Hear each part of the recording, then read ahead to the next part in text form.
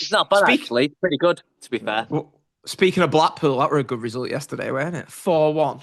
Can I just say something? I'd just like to say hi to, three certain fans. They know who they are. They've been tagged in a few of my posts. For one, wouldn't want to support the team that they support.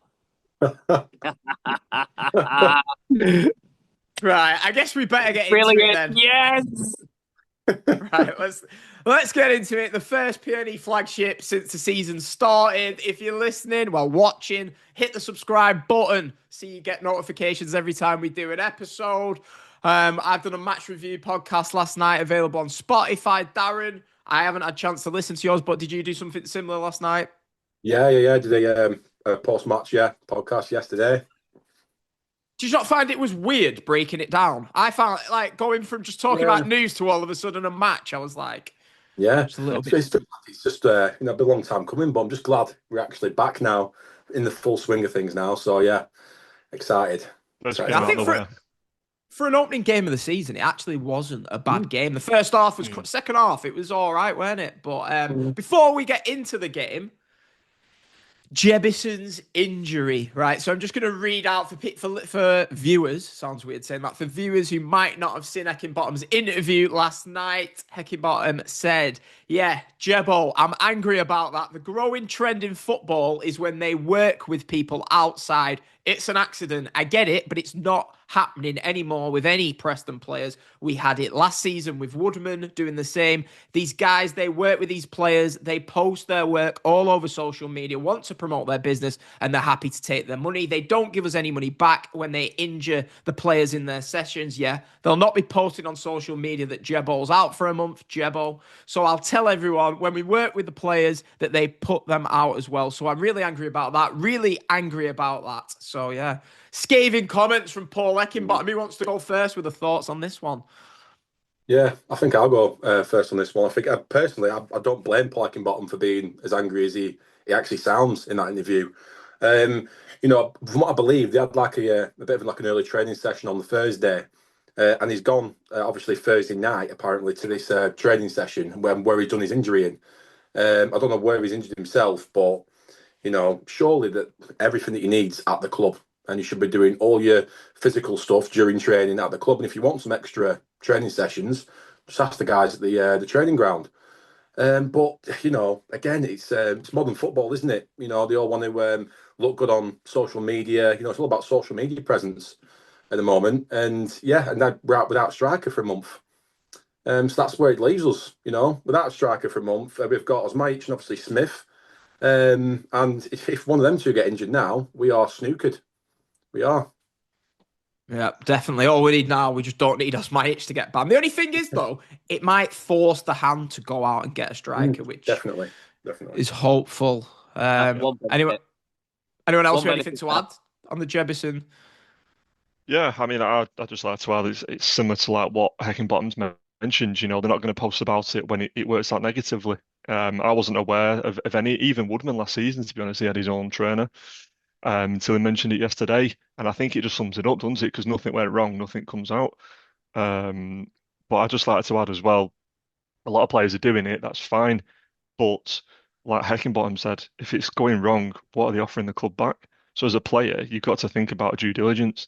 You've just signed for a club. What's the risk involved, especially the day before the game? Why are you doing it? Or the 2 days before the game, whatever. What's the negatives that could happen? Just think about it a bit more. First game of season. It's a new club. Didn't go well at Watford last year. You wanted to hit the ground running and you go and do that. It's just not a great start, really. So yeah, hopefully he gets back. I think he said he's out for a couple of weeks. I saw it on the NEP this morning. Or was it a month? So yeah. It's annoying for us, isn't it? We're already quite short on players, and to get injured in such an important game as well, because it's always important. We just didn't want to lose yesterday. We would need to get rid of that negativity surrounding the club, and just doing stuff like stupid, silly things like that doesn't help anyone.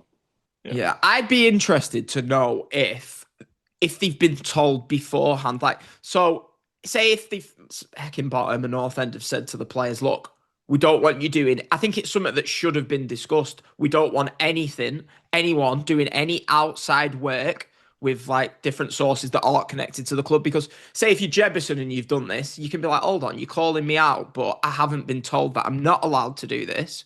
Like, you've got to treat footballers when in this environment like children. You've got to tell them what you can, what you can't do. So if Heckingbottom's not said you can't do that, then I do feel a little bit of sympathy for Jebison. But if they have been told, which after what happened with Woodman that we found out last season, then definitely I think that should have been something that got brought up in pre-season. Look, don't do any outside work.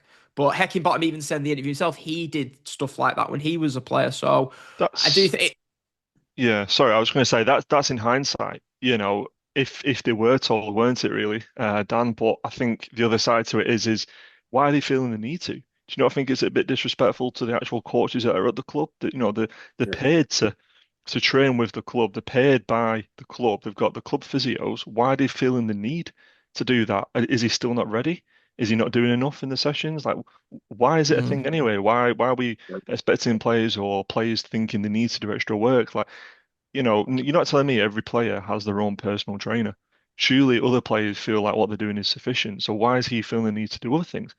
It raises the questions, and maybe the same with Woodman. You could say maybe the player wants more or wants to be sharper, He whatever. needed him. He needed Well, extra training.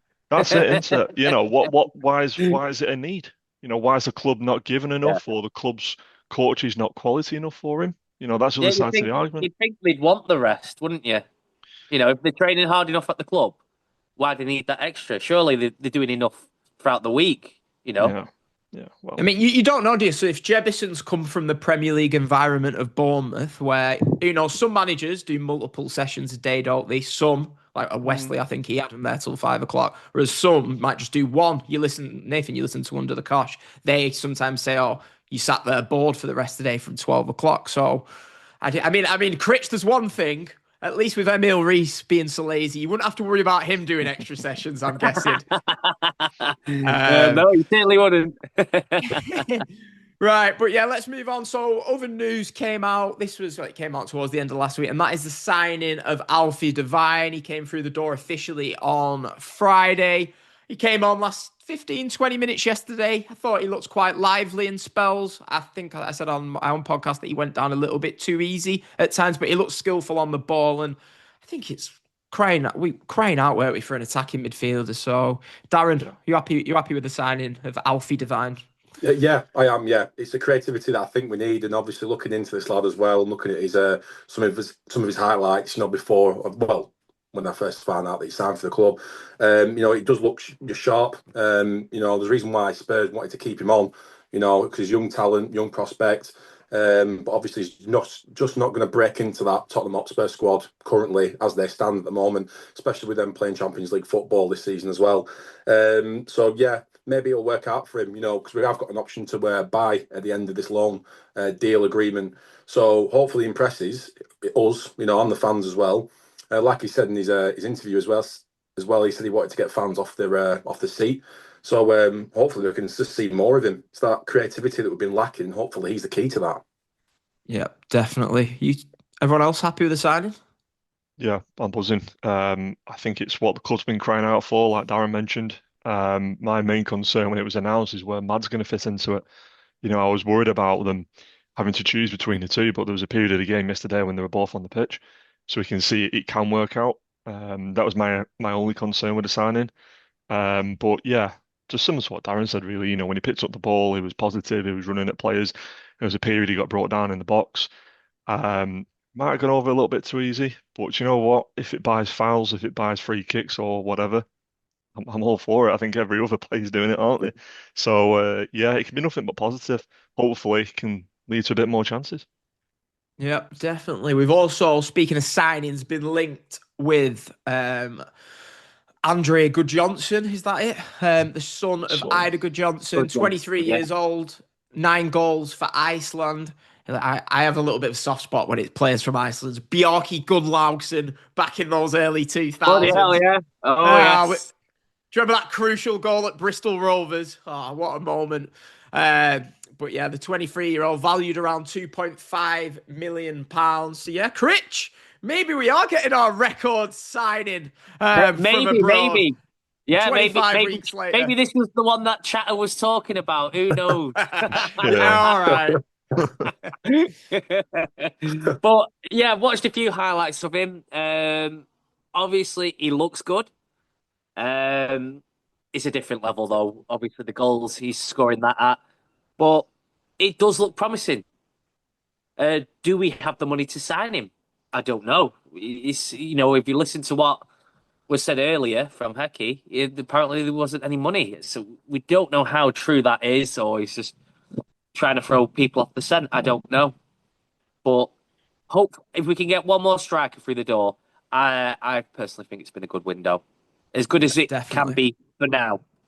Yeah, I agree. I think, as I say, we got Alfie Devine now. The missing piece of the puzzle is another striker. That was the vital piece. When Mads goes missing, I think we've got another sub there, or someone who can replace him, like for like as well. Yeah. I don't think he's a full game player, Mads. I think he's not going to be playing a full 90 minutes, is he? So it's going to be a choice of who you start with, and replace one for one. It's going to depend on Mads' form. If Mads is playing well, then get him on that pitch. Yeah. If Mads is gone missing, because he does go missing sometimes, then that's when you make the switch. Yeah, it'd be good for Mads to have some competition, won't it? Exactly. Yeah, I think on the striker, I think it does remind me a bit of Reece, as much as it pains me to say for Critch. But I know he's Danish, but it's another striker coming in. It can only be positive. If Millie wasn't available for yesterday, you're trying to get through. So yeah, it can be nothing but positive. But it just reminds me of the Cornet deal that didn't come off. £3 million. Now we're looking at a striker that's 2.5 mil. Maybe it's an indicator that we haven't got the funds. I can't say. I mean, they lowered it, didn't they, to 3 million? I said to my dad, why are they lowering it now to 3 million, but didn't want to accept our bid? If it was true at £3 million, you've got to. It doesn't make sense, does it? And now we're looking at a striker less than that. So for me, I think Wicker might be looking at it in terms of the whole thing and thinking we've got him for X amount left on his contract. If we let him go now before the season, are we going to get a player in the same amount? We'd rather him go on a free, like what we did with Reece and Alan Brown, and but we need a striker now. So maybe that's why we're looking at other options. I don't know, but yeah, I hope it comes off because we need another striker. Everyone can see that. Just want it to happen now. Yep, definitely. Anyway, let's transition into yesterday. And speaking of Mads was left out of the team. I was pretty surprised to see this. The midfield three of Whiteman, McCann, and to Dawson. Story over a fire. I thought that was quite surprising. A fire did pick up a little bit of a knock at Bolton, and that's the last time we saw North End play. So I thought maybe that had come into it. Maybe he didn't think a fire was ready for the game yesterday. But I'll be honest with you. I think in that first half yesterday, I know we were saying about Mads needs to be on. I think the only way you're going to find form is by playing games. I thought that first half we got completely overrun in midfield. The midfield they lost the battle the first half, didn't they? Yeah, I agree. I mean, I think there's a massive difference between the first half and the second half. I think that goal, if anything, it made changes happen. It forced him to change things. The three midfielders, Whiteman, McCann, and Thor. I'd like to see Thor play a little bit further forward. How he looked last season. He's always playing quite defensively. And when you're playing three, essentially holding midfielders, what you're expecting to happen? Do you know what I mean? You need that player a bit more forward in that triangle, if you will. And look what happened. Second half, look what happened. The difference when they made those changes.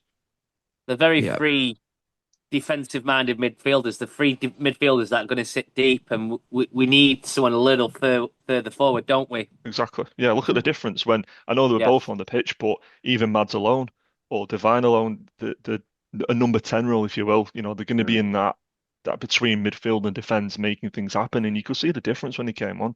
It was night and day for me. Well, personally, I do think that we should give some credit to Dan Iverson. I think he absolutely played a blinder of a game. I think he commanded his box well. Yeah. I thought that he just was brilliant he was unlucky obviously for that goal that they scored. I mean, an own goal again. How many times have we seen that? The previous seasons where our players just walked through our defence. But Dan Iverson again commanding the ball. And even for our goal as well, assisting us Majic. I thought he was just brilliant, quick distribution. That's what we want. That's what we want. Just getting that ball, get the keeper looking up and saying, you know what? He's making a run. I'm going to kick the ball now. Instead of hold it onto it. How many times have we seen Whiteman last season hold the ball for about 10 seconds and everyone's screaming, just kick the ball, Trying to roll it out, trying to get him to tip it across the back. Yeah, I agree. Yeah. Too slow. Yeah. Yeah, definitely. It was good to have a game where the goalkeeper, I wouldn't say he made any great saves. He made a decent one in the second half, but it was just, there wasn't a time where you're thinking, oh, he should have done that. He should have done that. It was like a solid performance, wasn't it? Where, hopefully the town end are kinder on our goalkeeper this season than last season. But yeah, going back to the midfield, what are you going forward with that? Them three in midfield, is that who you'd want to be starting, say, the Leicester game next week, or do you want a Mads? Do you want a Devine to come in? So I'm going to read out this message. I'm not going to read out his name, but I got a message from a well-known North End fan yesterday saying, "To Dawson, Whiteman are too pedestrian, and McCann is crap." And I thought, well, that'll create a bit of discussion because I know McCann quite a popular player, but yeah. Yeah, I think McCann's, don't get me wrong, I think he's a great player. There were rumours of Sheffield looking at him. I mean, you don't get that for no reason, but I think he's a great player, but I think he picks up a lot of bookings. And I think he's not got the pace, he gets too tight to people. Don't get me wrong, he's a great player, but again, he's made to look good because of the players he's up against. But for me, yeah, I'd go McCann and I'd go Thor. I know it's a bold move because Whiteman's captain, blah, blah, blah, but look at games he didn't play last season. Didn't really matter, to be honest with you. Do you know what I mean? It wasn't a big deal, was it? It wasn't a big miss in the squad. So yeah, I go with them too. Just because I think Thor can play balls from deep. If you look at Whiteman and McCann, can either of them ping it like Thor can? No. No. Exactly. So yeah, I think definitely Thor forward or Devine Mads. But the signing of him, it makes me think he is going to have to choose between the two or the three. Yeah. We need that creativity, like you said. The creativity is lacking, and I personally think that what we need to do is going for. And I'm going to get some hate for this from Preston fans, but I'm going to say it anyway. I don't think Whiteman is captain material for North End, and I agree. I've said it before. 100%. I agree. I just really think that going forward, is he the type of people when we look in the past of how many good captains that we've had in the past, strong leaders. Is he the man to actually go when we go 1-0 down, get the team and drag them and just say, look, lads, we go again, we're going to go out and we're going to score a goal. Last season when a goal went in, our heads dropped and then got another goal and another goal at times. And I just don't think that, he's a good player, but for a captain at Preston North End, I don't think he's the right man. Yeah, I thought he had a decent second half yesterday. As soon as I was watching it when the own goal went in, I thought, oh, here we go. Everyone's going to see Whiteman on goal. But I mean, I was the same. I don't know. Whiteman, I feel like we know there's a player in there. It's just, I'd say he got that injury, didn't he, at the start of Ryan Lowe's last season. He's never really been the same player since, so it would be good. I really wanted him to have a good performance yesterday, and I thought he was good second half. But who would people say captain would be then, if not? Yeah, that's Whiteman. The question. Who is the captain? Who Jebison. Would you play? Yes, 100%. Yeah. And I think the only reason why he's not is just because he is so new into the squad, into the team, whatever. If he gives it in, is he thinking Whiteman's head's going to go? He was dropped. Now he's stripped to the captaincy. There's not many others who you'd really have. Yeah. There's not many leaders. McCann, maybe. I know he's captain when he's not there, but that's really it for me. I mean, Brady picks it up. Yeah. Well. It's tough, isn't it? Because obviously Alan Brown now everyone loves him for whatever reason, but I think with Alan Brown, I remember the same shouts were made where it was, is he not a bit quiet to be captain? He doesn't really scream and shout. So I feel but yet the players were always like, oh, he's a leader in that dressing room. He doesn't speak often, but when he speaks, people listen. So I always think it's quite not because we don't see everything. For all we know, the players might like Whiteman as captain. Do you know what I mean? So it's just, you just don't know in the dressing room. But I know what you mean. We all grew up, didn't we, with Sean Gregan, I'm guessing. Exactly. So Gregan, what a player he was. It's a different type of player, though, isn't it? It's what type of captain? It's a type of the modern game as well. Our old type of captain. It's a strong individual. It's a centre half, centre mid. But Brady's been captain. You'd never see a left winger being captain around that time, would you? It's a different era, really. Look, Brady, honestly, sat behind us for a few games last season. He just talks through the entire game. I think Mads was sat next to him behind us. Mads, quite laid back. And he's like, go on, Potsy, get down, pass it across. And Mads is just sat there thinking, what's this guy going on about? Yeah. But yeah, so the first, I think that first half was quite concerning. It was reminiscent of a lot of games last season. But what I want to talk about, so Darren just touched on there about attacking threat. And I feel like this has been on social. I've been reading a lot of posts on social media. Thierry Small yesterday. Now, I thought he was all right. I thought his final delivery was missing at points, but I think that's going to happen with Thierry Small. He's 20 years old. Reading from Charlton fans, his delivery isn't always good.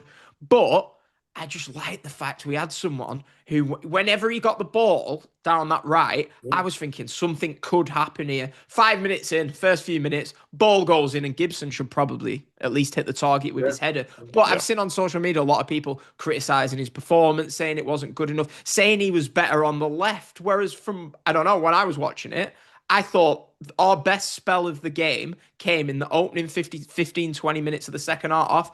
And that was when Small just had the beating of his man. And then he obviously switched across to the left. But maybe I'm just in the mind. I'm curious, do other people want to see him play on the left? Yeah.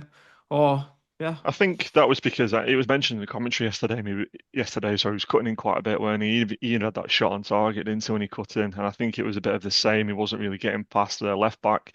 He was a lot more physical than what he's used to. I'm not really that bothered. I think he's effective from both, to be honest with you. He can cut in. He likes to cut in, but it's just similar to what you were saying then, it's his final delivery. He can get past him, but for me, what I've seen quite a bit, and it was the same in the Bolton game, when he doesn't get past him or he doesn't get a ball in or ball goes out, he seems disappointed in himself. It's like he's got high expectations for himself. His head's down, and maybe I'm thinking he's one of them players that need a bit more of an arm around them. He needs a bit more confidence, and then the ball's going to be a lot better in that final third. But it's like he's set his bar quite high. He's playing in a champ from Charlton, and it's like he's got a lot more expectations for himself, and he's put a lot of pressure on himself. That's just my opinion.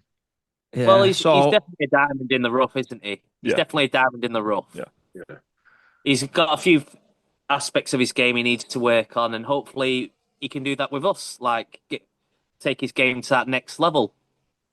Yeah, I just hope people don't get on his back, on the games. I can just see him hitting three. Say if he hits 3 crosses in the first half next week and they all go nowhere, people need to not get on his back, because it's like, I always go back to Jermaine Beckford. When he played for us, there'd be times where he'd miss a sitter, he'd miss 2 sitters in a game, but he'd keep going and get on the score sheet. And I like the fact that Small, he just, as soon as he gets the ball, he wants to beat his man and get the ball into the box. And when you've got Smith up front and Osmajic up there, that's exactly what you want. Darren, what would you say your overall thoughts on yesterday's performance is? How are you feeling coming out of the game? Happy with it? Well, a lot confident now that obviously the game's over and we've got the point. But going back to the first half, I feel that we just looked like it was end of last season. That first half of that QPR game, it looked like the end of last season. I thought, please, no, just no. Here we go again. Yeah. I think we were all saying that at half time. I know, and then I'd like to have been in that dressing room, because I think I would like that talk from Stuart McCall and Paul Heckingbottom every day when I go to work, because whatever they said in that half-time dressing room worked, because they came out second half, they were out early, and they were up for it, and it just completely different game. It was like night and day, that second half, and it was such a much better performance. There was lots of, things that still need to be worked on, but again, it was very, very positive, that second half. Yeah, definitely. I think that early goal definitely helped as well. So if you get that, say if you don't get the goal in the first 10 minutes, then Osmajic, by the way, what a fit. Whenever he goes through one-on-one, you just, as soon as he went through, I thought, we've scored here. And what a beautiful finish it was, Critch. Oh, loved it, mate. Absolutely loved it. I was jumping around as soon as I saw it. I was like, wow, what a finish. Yeah. He looks confident, doesn't he? He's not subtle. He looks confident when he's in front of goal. He likes to back himself, and his celebrations after us all prove that. It's like he backs himself. If you spoke to him, 5 chances, he will say, I'm going to put all 5 away. I think he's that type of player. I think he doesn't need 2, 3, 4 chances. He doesn't need a lot of service. He'll back himself all the time. And to even take that type of chip on, to even think about, look, I'm this position now. So even think about putting it over. A lot of players want to get that under control, maybe take it round him. But no, to even think of doing that, it shows he's got the confidence. Yeah, I think it's good with Osmajic as well, because his first season, there was Keane, I think, got 13 goals that season. Reece came back in the middle of the season. He was playing, although he scored a few at home, it was a bit of a bit part role. Second season again, he's not the main man, is he? There's Reece as well. Don't get me, he's one of the main men, but there's Reece as well. Whereas this season, it feels like he is the main guy. He is the main striker. And I think, I don't know, I think it's good for him that he just knows that, yeah, I'm the main man for North End. There's no, like, because Reece obviously got more goals than him last season, but do you know what I mean? He's the main guy. Hopefully, this ban just doesn't ruin the momentum that you want your striker to score in the first game. Yeah, 100%. And that's my only concern for that. Getting some goals under his belt, then the ban coming in, and then it's trying to get going again mid-season. I think if there is a ban, it's going to be a lengthy ban, especially with the batting incident. I think the FA is going to make an example of it. I do, and I think we've got to hope maybe Jebbison's back by then and we get some competition going. But then, this other new striker that they mentioned, where's he going to fit into it? Do you know what I mean? So, yeah, it's a good problem to have, don't get me wrong, but I hope for his sake it's announced and he can get out of the way and then start his season again. Yeah, so to put a bow on the QPR game, is everyone feeling... Last week, it was a lot of... I just think people get carried away with it. When people put the predictions out and we're in 23rd, we're in 22nd, Charlton have spent 10 million, teams like that have spent 10 million. But when it actually comes down to it, I've always thought, look, we've got some decent championship players. Don't get me wrong, they're not world beaters, but is everyone feeling a lot more optimistic about the season after that second half performance? Because not an easy place to go, QPR, especially when you 1-0 down, Darren. Yeah, it's not an easy place to go, especially first game of the season away from home. But again, I still think there's a few things to iron out. Like you said, again, about the goal threat, definitely think we need some, another striker in before the end of the transfer window. And again, I think we should play Alfie Devine a bit more. I'd like to see a bit of his more creativity flow. Because I think that, again, we missed that. Yes, he come on, late in the second half, and he did show glimpses of what he could do. But personally, I think he'd be given more time maybe midweek. But yeah, it's just that creativity. I think we need to get that creativity is the key for then going forward, because we know Osmajic can score goals. We just need more creativity in the team. Yeah, if you get Osmajic in behind, a man to Devine playing balls through, Osmajic playing on the last man, we are going to score goals, which was a problem last season. Nathan, I know at half-time yesterday you weren't best pleased with the performance first half. WhatsApp group was, I was thinking, Nathan, don't go in too far, because I can see Yeah. I think after time to reflect... Yeah, I mean, I think it sums us up, doesn't it? A terrible first half, decent second, and I think it's gonna be like that much throughout the season. Half good, half bad, average. Really. But what I will say, I think it was mentioned in the group yesterday. There was reference to the system that was played. We're fixated on playing his 5 across the back, and that's where you've got to hope your wingers are getting in. I think it was Neil that mentioned it maybe in the group yesterday, to give him credit. But yeah, I think. Change the system, and that first half is completely different. He was getting in at right back often because Smalls trying to get forward, and then Story ain't got the pace to get across. So maybe a different system. Maybe it's something for midweek to try.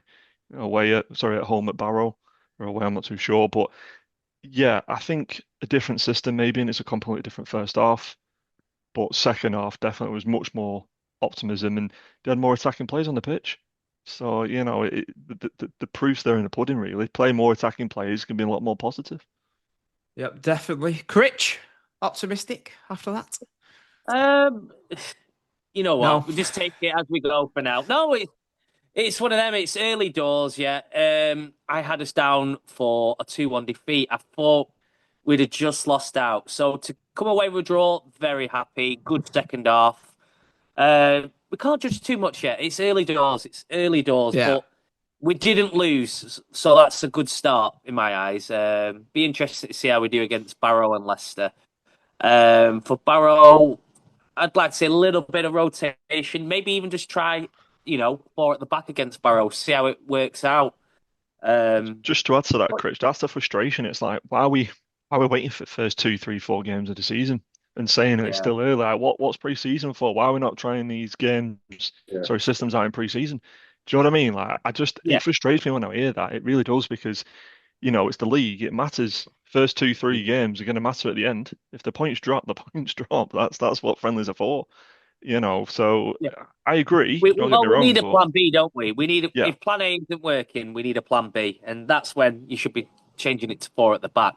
But at least now, I feel comfortable playing four at the back with the quality of centre halves we've got. Whereas before last season, I always felt on edge whenever we played four at the back, like when you had Hughes and Lindsay and Story. I was a bit worried whenever we went to four at the back, and I always felt that's one of the reasons why we played five at the back because they're not the greatest or the quickest. But yeah. now I feel we can play four at the back now. I don't think we will. I don't think we're going to. No, Heckingbottom, I don't think we will. he's a 3-5-2 man. Should be plan He's got B. he's got all these wing backs in. I'd be stunned if They're all he just wing backs, if he's got all the wing They're not backs left in. back, right back. He's got his man in small. I'd be absolutely stunned if he's like, do you know what? Got all these wing backs in. Sod it, we'll go back to 4-4-2. I just don't see it happening. But I know I feel like the talk about 4-4-2. I think it should be plan B though. It should be plan B if it's not working. Yeah. But do you not think it's also a little bit of him not admitting defeat? But look, he's played that system a lot last season. If he does that, he's almost going back on, like Dan's mentioned, he's signed all these wing backs, giving another contract to Brady. Are you really going to want to go 4-4-2? I think it's a bit of admitting defeat, but I don't know. Remains to be seen. It'll be 3-5-2 going forward, I think. Yeah. But someone mentioned Barrow then. The trip to Barrow Tuesday evening. I mean, they've lost their opening two games. I don't know if anyone's seen Tom Barkhausen's back pass last night. Jesus Christ. He gave it right to the MK Dons player. But I'd say they've lost their opening two games. In your head, you're thinking Barrow on a Tuesday night. I don't think it'll be as easy as Harrogate last year, but we should have enough to beat them, shouldn't we, Tuesday? Hopefully. It's not attractive, is it, Barrow? Like, no offense to Barrow fans, but anyway, I would like to see Walton in that. Yeah, it's a time to play him, isn't it? Yeah, and any system for that matter as well. And hopefully we can get maybe a different system, of different players playing. So we're not fixated on the same squad, same starting 11. I think Keane might play. I don't know if he's still injured, but I think we should rotate one or two. Yeah, we need to rotate one or two, don't we? Yeah. We've only got two strikers that we can play, really. The strikers. Keane's out, no-go, so you probably maybe Devine comes in, Mads comes in. Yeah, one of them two needs to be playing for a start. Yeah, I agree. Give a fire 90 minutes or something like that. But next Saturday, newly relegated Leicester, who we're recording just before lunchtime, so we haven't seen the Leicester game. On paper, a very tough game, but these relegated teams, it'll take them a while probably to find the footing. We saw Ipswich on Friday night. Obviously they were away to Birmingham, which is tough, but just shows that Ipswich going to Birmingham, get a good atmosphere at Deepdale, get in the faces. You know what I mean? I think I see no reason why we can't pick something up at Leicester. I've looked at the team. They've not really got any strikers of note that we should be worried about. So they've obviously lost Vardy as well. So I think I've got a feeling we might pick some up next Saturday. I think Ipswich will be the tougher of the two the week after. But what's everyone's thoughts going into Leicester next Saturday at Deepdale? Well, we've nothing to lose. We should. Sorry, go on. Yeah. No, sorry. No, I think we should actually get something. We always do well against these, so-called big teams in the Championship, don't we? Especially teams that have come down from the Premiership. Yeah. So I think that if we get another draw, I'll be happy at that. But I think we should go out. We're going for the win. We're going for the win. I believe. Well, we're going to win because Critch said it. That's it. We're going for it. None of us got our score predictions right. I did in the WhatsApp group, but yesterday none of us got what we said last week on the show. So go on, we'll go from left to right. Darren, go on, score prediction for Leicester at home next Saturday. Oh, right. If we make it a hostile atmosphere for Leicester, you know what? I'm going to go for the win again. Let's go 1-0. 1-0 PNE. Critch, I'll go to you because I think Nathan will be less positive. I'm going 2-1 PNE. 2-1. 2-1 PNE. Nathan? And Millie to score one as well.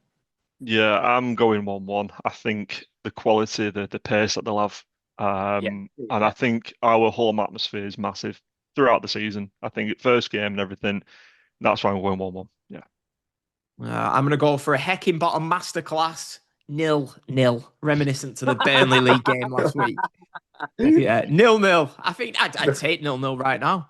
But it'd be good to get back onto Deepdale, won't it, next Saturday? Yeah, 100%. Yeah, 100%. That's what I mean. Get the fans out. Look at the Burnley game. Look at the Villa game.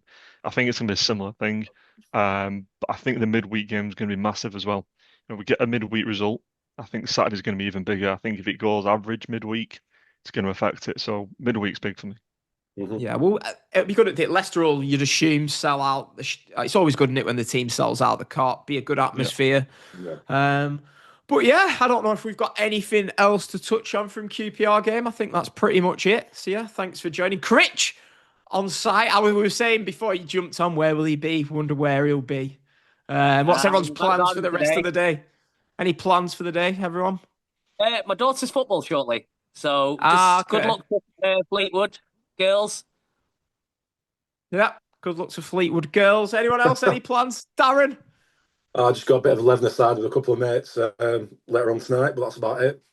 Right. I'm on family duties. We're just going for a walk, family. So yeah, just that's it. It's a lovely day. I think it's about 27 degrees where I am. Looks sunny in Blackpool as well, unfortunately. 27? Yeah. What, is it hot today? I didn't realise. Yeah, it's boiling, mate. Yeah, I've been doing stuff all day, so up and down. But yeah, 27 degrees. So I think we're going to go for some ice cream. 27? Yeah, 27 where I am. Right. I think 27 degrees to me, that sounds like a perfect day to close the curtains, get Liverpool Palace on, get Leicester Sheffield Wednesday on. And, you know my thoughts on Liverpool, mate. You know my thoughts on that. A proper Sunday. Honestly, it's good to have football back in it. It's so good to have football back. Yeah. But yeah, thanks everyone for listening. Hit the subscribe button on YouTube. Listen to Darren's podcast, The Real North Ender. I said The Real Town Ender last week, but The Real North Ender. The flagship audio will be out late Monday, early Tuesday for anyone who wants to listen to the audio versions on our respective feeds. I'll be back with PNE Daily Radio Monday morning with player ratings. And yeah, I think that's it, everyone. Have a great weekend and we'll speak to you all next Sunday. Just before we sign out, just a quick one. Just like to ask if we can include a link below as well from Carl in the group as well. Trying to raise a bit of money for his team. So yeah, if we can try and get on board with that as well. Nice one. Yeah. Well remembered there.